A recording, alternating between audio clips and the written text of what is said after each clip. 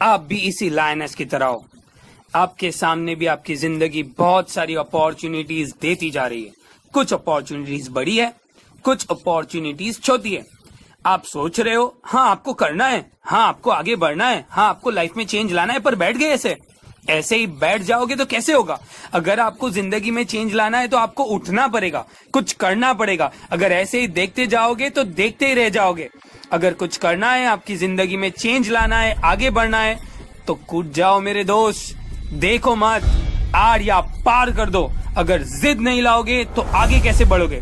जिद होनी चाहिए कुछ कर दिखाने के लिए, वरना होगा क्या, होगा ये, आपके पीछे से कोई आएगा और आके आपकी अपॉर्चुनिटीज आपके सामने से ले जाएगा और आप बैठ के देखते ही रहोगे। देखने से कुछ नहीं होगा मेरे दोस्त। अगर आगे बढ़ना है तो आर या पार ऐसे ही लाइन की तरह जाना पड़ेगा, और कुछ कर दिखाना है तो जिद लानी पड़ेगी, वरना लोग आगे बढ़ते जाएंगे और तुम ऐसे ही बैठ के देखते जाओगे। अगर कुछ करना है तो स्ट्रेंथ लाओ, सोचो मत, कुछ करके दिखाओ।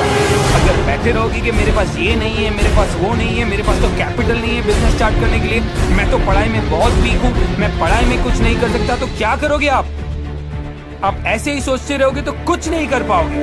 अगर कुछ करना है तो दो और कुछ करके दिखाओ मेरे दोस्त।